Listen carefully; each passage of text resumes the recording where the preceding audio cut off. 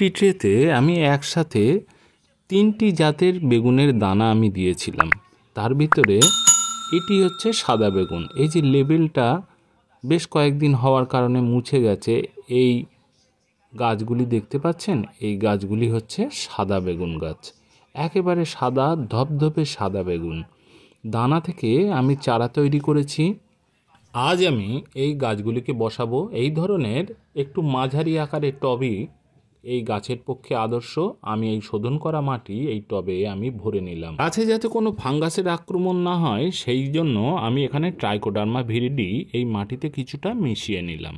এবার চারা গাছগুলিকে সাবধানে তুলতে হবে, যেন গোড়া থেকে একেবারে শিকড় আগলা না হয়ে যায় বা সব শিকড় যেন ছিঁড়ে না যায়।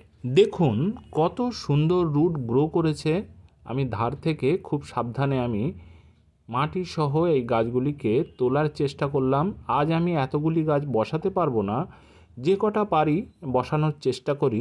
পাশাপাশি 2-3টে গাছ এক জায়গায় হয়ে আছে, আমি আলাদা করে নিচ্ছি, না হলে একটি টবে একটির বেশি গাছ কখনোই দেয়া যাবে না। টবের ঠিক মাঝখানে এই সাদা বেগুন গাছের চারাটিকে আমি বসিয়ে চারধার থেকে আমি মাটি দিয়ে দেব। শিকড় বেশ কিছু ছিঁড়ে গেলেও এই গাছে কোনো অসুবিধা হবে না।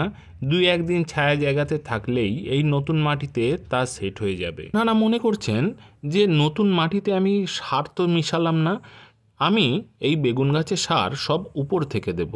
তার কারণ নতুন মাটিতে আমি যদি সার দিই তাহলে নতুন গাছে প্রবলেম হতে পারে। আমি উপর থেকে সার দিয়ে দেখেছি মাটিতে মেশানোর পরিবর্তে কম সারে ভালো কাজ হয়। এবার আমি গোড়া ভালো করে একটু চেপে দেব, যাতে জল দেওয়ার পর গাছটি হেলে না পড়ে। নতুন মাটি একেবারে শুকনো, সেই কারণে প্রথমে একেবারে গোড়া ভাসিয়ে আমি জল দিয়ে 2-3 দিন আমি একটু ছায়া জায়গাতে রেখে দেব। তারপর আমি সানলাইটে এই গাছটি নিয়ে আসব।